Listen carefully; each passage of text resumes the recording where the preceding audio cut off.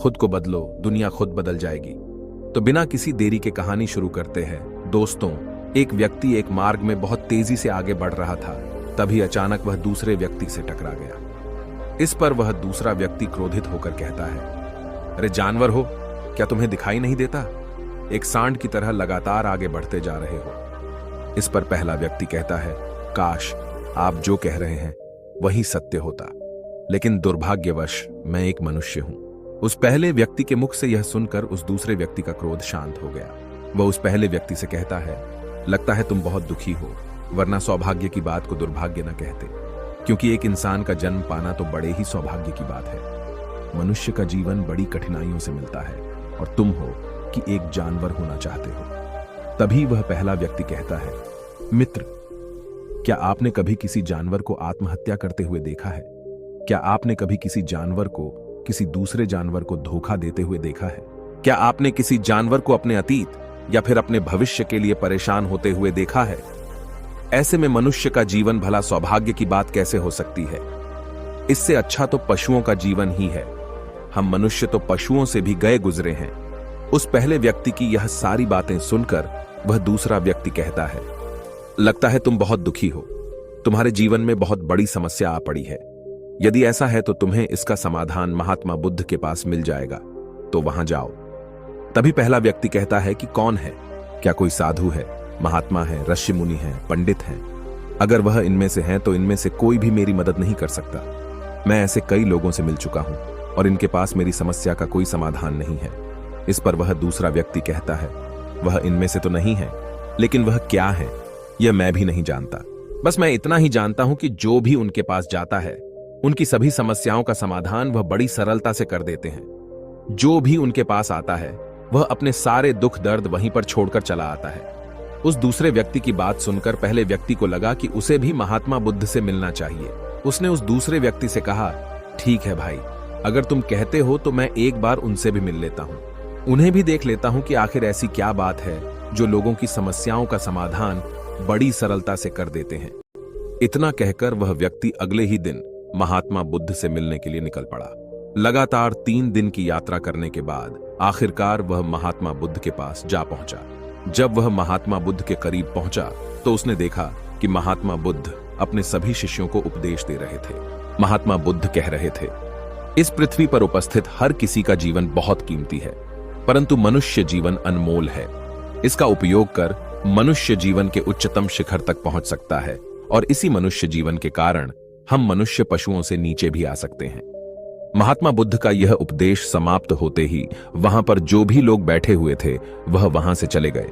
तभी वह व्यक्ति महात्मा बुद्ध के करीब पहुंचा और वह महात्मा बुद्ध को प्रणाम करके कहता है, हे बुद्ध, आप कहते हैं कि हम मनुष्य का जीवन अनमोल है। आखिर हम मनुष्य के जीवन में ऐसी क्या बात है? हम मनुष्य के जीवन में कीमती जैसा क्या है? हम चिंता करते हैं, परेशान रहते हैं, हम अपने भविष्य के लिए हमेशा चिंतित रहते हैं। ऐसे ही हजारों प्रकार की समस्याएं हम मनुष्य के जीवन में चलती रहती हैं। लेकिन आप क्या जाने, आप तो एक साधु हैं, आपने तो ये सारी चीजें त्याग दी हैं और इसीलिए शायद आप ये सारी बातें बड़ी आसानी से कह सकते हैं।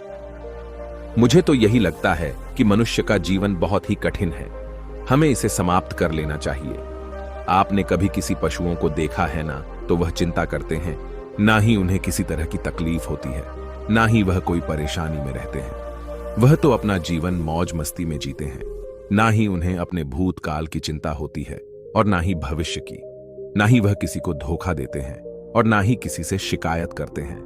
वह तो बस अपना जीवन जीते रहते हैं और वहीं पर दूसरी तरफ हम मनुष्य का जीवन ठीक इसका उल्टा है। मुझे तो यही लगता है कि मनुष्य का जीवन पशु के जीवन से भी बदतर है। मनुष्य जीवन एक श्राप है जो हमें मिला है। ऐसे में आपको मनुष्य जीवन में ऐसी क्या विशेषताएं नजर आती हैं जो आप लोगों को झूठ बताते रहते हैं कि हम मनुष्य का जीवन बहुत कीमती है, बहुत मूल्यवान है। इस दौरान महात्मा बुद्ध उस व्यक्ति की सारी बातें ध्यानपूर्वक सुन रहे थे और वह उसकी मनोदशा को समझ रहे थे। आखिर में महात्मा बुद्ध मुस्कुराते हुए उस व्यक्ति से कहते हैं, भंते, तुम अपने जीवन के संघर्षों से भाग रहे हो। यदि तुम संघर्ष करोगे ही नहीं तो जीवन सफल कैसे बनेगा? और जब हम संघर्षों से भागते हैं तो हमारा जीवन दूसरों के अधीन हो जाता है और फिर हमें दूसरों के अनुसार ही चलना पड़ता है। इसलिए हमें अपने जीवन के लिए संघर्ष तो करना ही पड़ता है। महात्मा बुद्ध के मुख से यह सुनकर वह व्यक्ति बहुत अचरज में पड़ गया। उसने तुरंत ही महात्मा बुद्ध को प्रणाम किया, उनके चरणों में जा गिरा और उनसे कहने लगा, हे बुद्ध, आपको कैसे पता चला कि मैं अपने जीवन में संघर्षों से भाग रहा हूं, उनसे बचना चाहता हूं? मेरे जीवन में जब भी कोई समस्या खड़ी होती है तो मैं उसका सामना नहीं कर पाता, बल्कि मैं उसे छोड़कर भाग जाना चाहता हूं।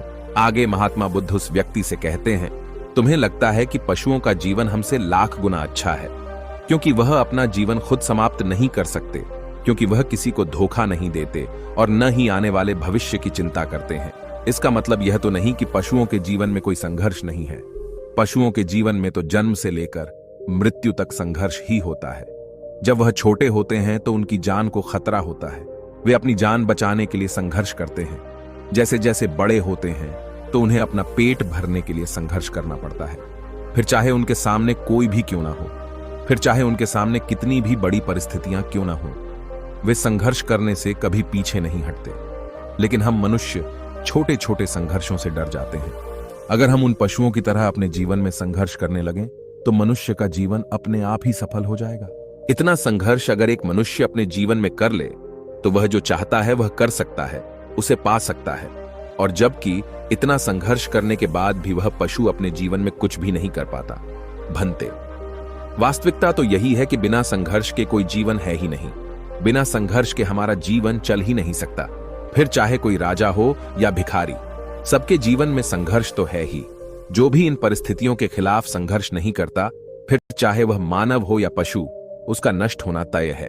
इस पर वह व्यक्ति कहता है, हे बुद्ध, क्या आप मुझे कोई ऐसी चीज दे सकते हैं जिससे मेरे जीवन के सारे संघर्ष हमेशा हमेशा के लिए मुझसे दूर हो जाएं? मेरी सारी चिंताएं, सारी समस्याएं, सारी परेशानियां हमेशा हमेशा के लिए खत्म हो जाएं और मेरा जीवन हमेशा हमेशा के लिए सुखमय बन जाए। उस व्यक्ति की यह बात सुनकर महात्मा बुद्ध एक बार फिर से मुस्कुराने लगे और उस व्यक्ति से कहते हैं, भंते, मैं तुम्हें वह चीज तो नहीं दे सकता, लेकिन हां, मैं तुम्हें वहां तक पहुंचने का रास्ता जरूर बता सकता हूं। यदि तुम वहां तक पहुंचने का संघर्ष कर लो तो तुम वहां तक पहुंच ही जाओगे और तुम्हें वह चीज मिल जाएगी। लेकिन मेरी एक बात और याद रखना कि इसका अर्थ यह भी नहीं है कि इसके बाद से तुम्हारे जीवन में परेशानियां या फिर समस्याएं आनी बंद हो जाएंगी। तुम्हारे जीवन में परेशानियां और समस्याएं तो आती ही रहेंगी, लेकिन उनका प्रभाव तुम पर बहुत कम हो जाएगा। तुम्हारे जीवन में दुख और समस्याएं तो आएंगी, लेकिन वह तुम्हें छू नहीं पाएंगी।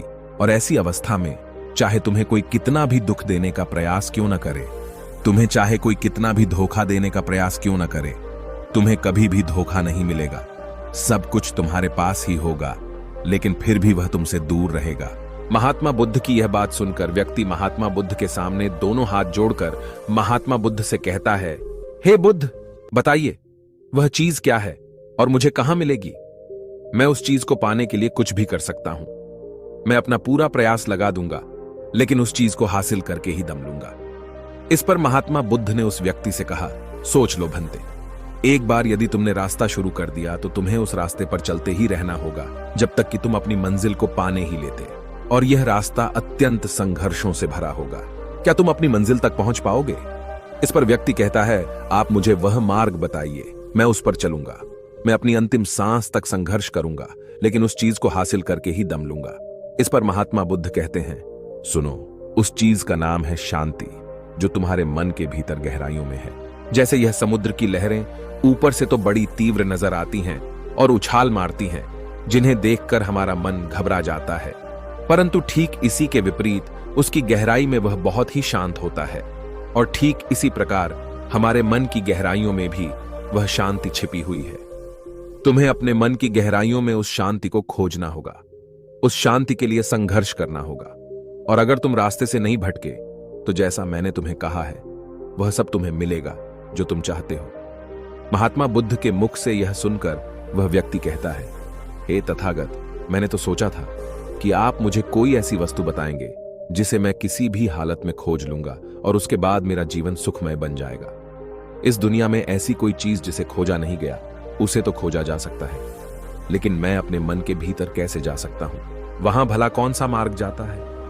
वहां भला ऐसी कौन सी सवारी जाती है जिस मार्ग पर मैं चलकर या फिर उस सवारी के द्वारा वहां तक पहुंच सकता हूं। इस पर महात्मा बुद्ध मुस्कुराने लगे और उस व्यक्ति से कहते हैं, भंते, वहां पर कोई सवारी नहीं जाती और न ही वहां पर मनुष्य पैदल जा सकता है।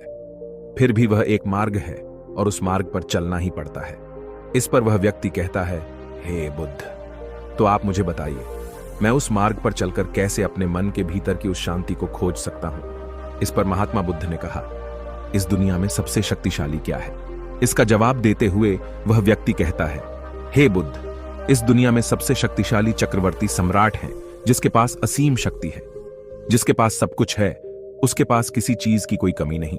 इसके जवाब में महात्मा बुद्ध कहते हैं, नहीं, इस दुनिया में सबसे शक्तिशाली चीज है इच्छा, और यही इच्छा इस दुनिया को चला रही है।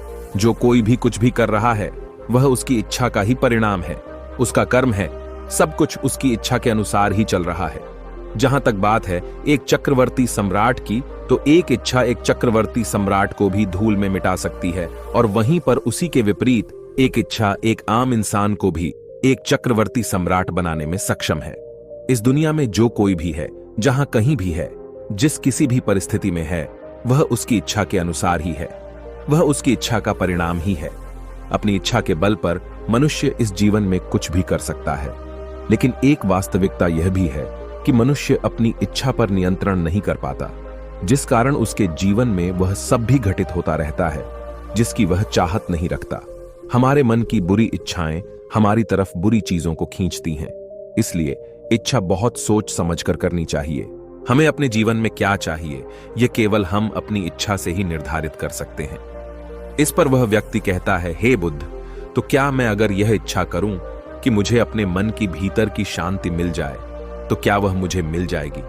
तभी महात्मा बुद्ध कहते हैं, भंते, इस दुनिया में सबसे शक्तिशाली इच्छा अवश्य ही है, परंतु फिर भी मनुष्य न जाने अपने जीवन में तरह तरह की इच्छाएं पालता है, लेकिन वह सारी इच्छाएं उसकी पूर्ण नहीं हो पाती। जानते हो क्यों? क्योंकि उस इच्छा को पूरा करने के लिए एक और चीज की आवश्यकता पड़ती है, और वह एक चीज की कमी मनुष्य के जीवन में हमेशा बनी रहती है। क्या तुम उसके बारे में जानते हो? इस पर वह व्यक्ति कहता है, नहीं बुद्ध, मैं नहीं जानता। वह क्या चीज है? तभी महात्मा बुद्ध कहते हैं, भंते, संकल्प। संकल्प के बिना इच्छा व्यर्थ है। संकल्प के बिना तुम चाहे कितनी भी बड़ी इच्छा क्यों न कर लो, लेकिन वह कभी पूरी नहीं हो सकती। संकल्प जितना मजबूत होगा, तुम्हारी इच्छा भी पूरी होने की संभावना उतनी ही अधिक होगी, और संकल्प जितना कमजोर होगा, तुम्हारी इच्छा भी उतनी ही कमजोर होगी। इस पर वह व्यक्ति महात्मा बुद्ध से कहता है, हे बुद्ध, तो इसका अर्थ यह हुआ कि यदि मुझे शांति पाने की इच्छा है और मैं इसे पाने के लिए दृढ़ संकल्प करूं, तो क्या मुझे वह शांति मिल जाएगी? तभी महात्मा बुद्ध कहते हैं, भंते, संकल्प भले ही इच्छा को शक्ति प्रदान करता है, परंतु इच्छा और दृढ़ संकल्प होने के बाद भी व्यक्ति अपने मंजिल तक पहुंच नहीं पाता, क्योंकि वह राह में भटक जाता है और फिर थक हार कर वह अपने संकल्प को त्याग देता है और अपनी इच्छाओं को छोड़ देता है। क्या तुम जानते हो ऐसा क्यों होता है? इस पर वह व्यक्ति कहता है, हे बुद्ध, मुझे नहीं पता। तभी महात्मा बुद्ध कहते हैं, क्योंकि किसी भी मार्ग पर चलने के लिए उस मार्ग के ज्ञान का होना बहुत आवश्यक है, और यह ज्ञान हमें उस मार्ग पर चलकर ही मिल सकता है ना कि केवल बैठकर सोचने से। और जब हम उस मार्ग पर चलते हैं तो हमें छोटी मोटी दिक्कतें, समस्याएं, परेशानियां आती ही रहती हैं, और हम उन छोटी छोटी समस्याओं में फंसकर रह जाते हैं और हमारा संकल्प टूट जाता है। हमारी इच्छा उन छोटी छोटी समस्याओं के सामने कमजोर पड़ जाती है और हम उन समस्याओं के सामने घुटने टेक देते हैं, हार मान लेते हैं, और हमारा पूरा का पूरा जीवन फिर उन्हीं समस्याओं के इर्द गिर्द घूमता रह जाता है और हमारा पूरा जीवन वहीं पर समाप्त हो जाता है। इस पर व्यक्ति कहता है, हे बुद्ध, मैं आपकी बातों को समझने का बहुत प्रयास कर रहा हूं, लेकिन मुझे आपकी सारी बातें समझ नहीं आ रही। कृपया करके आप मुझे साफ और स्पष्ट तौर पर समझाने का प्रयास करें। तभी महात्मा बुद्ध ने उस व्यक्ति से कहा, भंते, मान लो कि तुम्हें किसी गांव में जाना है और वहां पर किसी व्यक्ति से मिलना है, और तुमने यह दृढ़ संकल्प किया है कि तुम उस व्यक्ति से मिलकर ही रहोगे। तुमने अपना सफर तो शुरू किया, लेकिन काफी वर्षों के प्रयास के बाद भी न तो वह गांव खोज पाए और न ही उस व्यक्ति से मिल पाए। तो ऐसे में क्या हुआ? इसके जवाब में वह व्यक्ति कहता है, हे बुद्ध, भला ऐसा कैसे हो सकता है? यदि मैं जीवित हूं और वह व्यक्ति भी जीवित है, जिससे मैं मिलना चाहता हूं और मुझे वह गांव पता है, तो मैं उससे अवश्य ही मिल लूंगा। तभी महात्मा बुद्ध कहते हैं, भंते, तुम्हें उस गांव का नाम पता है और तुम्हें जिसे मिलना है उसका नाम भी तुम्हें पता है, पर तुम्हें यह नहीं पता कि गांव किस दिशा में है। तो ऐसे में तुम कौन सा मार्ग पकड़ोगे और किस मार्ग पर आगे बढ़ोगे? यदि मान लो कि तुमने किसी विपरीत मार्ग को पकड़ लिया, तो क्या वह तुम्हें उस गांव तक ले जाएगा? क्या वह तुम्हें उस व्यक्ति तक मिला पाएगा? इस पर वह व्यक्ति कहता है, हे बुद्ध, इस अवस्था में तो यह कार्य बिल्कुल भी असंभव होगा। इस पर महात्मा बुद्ध मुस्कुराते हुए उस युवक से कहते हैं, भंते, मैं कब से यही तुम्हें समझाने का प्रयास कर रहा हूं। हमारी इच्छा, संकल्प होने के बाद भी हमें सही मार्ग का ज्ञान होना आवश्यक है। शांति को खोजने का जो मार्ग है वह ध्यान, और ध्यान भीतर होता है, बाहर नहीं। जब तुम अपने भीतर की शांति को खोजने के लिए ध्यान के मार्ग पर आगे बढ़ो कि अपनी इच्छा की पूर्ति के लिए तुम उस मार्ग पर आगे की ओर बढ़ते चलोगे, तो हो सकता है कि तुम्हारी राह में छोटी छोटी मुसीबतें, दिक्कत या तकलीफ आए, लेकिन तुम्हें उन समस्याओं का सामना करना ही पड़ेगा। तुम्हें उनसे लड़ना होगा, उनसे संघर्ष करना ही होगा, क्योंकि वह मार्ग तुम्हारे लिए बिल्कुल नया है। और पहली बार जब हम किसी मार्ग पर आगे बढ़ते हैं तो हमें यह नहीं पता होता कि अगला पड़ाव क्या होगा और आगे कौन सी कठिनाइयां आने वाली हैं। हमें तो वहां पर जाने के बाद ही पता चल पाएगा। वहीं पर दूसरी तरफ जो मनुष्य इन छोटी छोटी दिक्कतों में नहीं फंसता, वह अपने संकल्प पर दृढ़ बना रहता है। अपने जीवन में वह सब कुछ पा लेता है जो वह चाहता है, और अपनी मंजिल पर पहुंचकर उसे असीम शांति भी मिलती है। और जब मनुष्य अपने लक्ष्य को प्राप्त कर ही लेता है, तब उसे और कुछ पाने की इच्छा नहीं रह जाती। इसी प्रकार यदि तुम भी केवल मार्ग पर आगे बढ़ते रहो, तो तुम भी अपने मन के अंतर तक पहुंच जाओगे, और वहां पहुंचने के बाद तुम्हें किसी चीज की कोई आवश्यकता नहीं पड़ेगी। न ही तुम्हें कोई धोखा दे पाएगा, न ही तुम्हें कोई लूट पाएगा, और न ही तुम्हें कोई दुख पहुंचा पाएगा। उस अवस्था में पहुंचने के बाद न ही कोई मोह, न ही कोई चिंता, और न ही कोई समस्या रहेगी। तुम उस परिस्थिति से बड़ी सरलता से निकल पाओगे, और जब तुम अपने मन की उस शांति को प्राप्त कर लोगे, तो तुम एक पशु तो नहीं रहोगे और न ही एक मनुष्य रहोगे, बल्कि तुम मनुष्य से भी और ऊंचा दर्जा प्राप्त कर लोगे। और फिर तुम्हें कोई भी दुख कभी छू नहीं पाएगा। फिर तुम्हें किसी चीज की कोई परेशानी नहीं रह जाएगी, नहीं तो भविष्य की चिंता होगी, और न ही अपने बीते हुए भूतकाल की। तुम तो बस अपनी शांति में मग्न रहोगे, और तुम्हें किसी प्रकार का दुख कभी छू तक नहीं पाएगा। महात्मा बुद्ध की यह बात सुनकर वह व्यक्ति महात्मा बुद्ध के चरणों में गिर पड़ा और महात्मा बुद्ध से कहता है, हे बुद्ध, आपकी सारी बातें सत्य हैं, मैं आपकी सारी बातें समझ चुका हूं, लेकिन फिर भी मेरे मन में एक दुविधा है। मेरे पास क्या ऐसी कोई चीज नहीं रख सकता जिससे मेरी सारी दुख, सारी तकलीफें, सारी कठिनाइयां हमेशा हमेशा के लिए दूर हो जाएं? इस पर महात्मा बुद्ध मुस्कुराते हुए कहते हैं, भंते, यदि तुम बाहरी दुनिया से कुछ अपने पास रखना चाहते हो, तो तुम उस शांति को पाने का प्रयास छोड़ ही दो, क्योंकि तुम कुछ ऐसा पाना चाहते हो जिससे तुम्हारी समस्याएं कभी समाप्त नहीं होंगी, बल्कि और बढ़ती चली जाएंगी, क्योंकि तुम्हारी समस्याओं का समाप्त होना संभव ही नहीं हो पाएगा। और जानते हो ऐसा क्यों है? इस पर वह व्यक्ति कहता है, हे बुद्ध, पर ऐसा क्यों? इसका जवाब देते हुए महात्मा बुद्ध कहते हैं, भंते, क्योंकि बाहर तो पहले से ही शांति है, चारों ओर केवल शांति ही शांति है। हमें तो बाहर की शांति नजर आती है, लेकिन हमारे भीतर की शांति हमें नजर नहीं आती। और जो शांति हम बाहर की ओर देख रहे हैं, वह बाहर नहीं, बल्कि हमारे भीतर ही है। इसलिए जब तक तुम अपने अंतर को ठीक नहीं कर पाओगे, तब तक तुम बाहर कुछ भी नहीं कर सकते। जब तक तुम्हारे भीतर सब कुछ ठीक नहीं होगा, तब तक बाहर कुछ भी ठीक नहीं हो पाएगा। इतना कहकर महात्मा बुद्ध शांत हो गए, और वह व्यक्ति महात्मा बुद्ध की बातों पर विचार करने लगा। उसके पास महात्मा बुद्ध के बताए गए रास्ते के अलावा और कोई मार्ग भी नहीं था। उसने दृढ़ संकल्प लिया कि वह अपने भीतर की उस शांति तक पहुंचकर ही रहेगा। उसने ध्यान के मार्ग को अपनाया और आगे की ओर बढ़ने लगा। अब वह व्यक्ति अपनी मंजिल तक पहुंचता है या नहीं, यह तो उसकी संकल्प, उसकी इच्छा शक्ति और उसके मार्ग में लगातार आगे बढ़ने पर निर्भर करता है।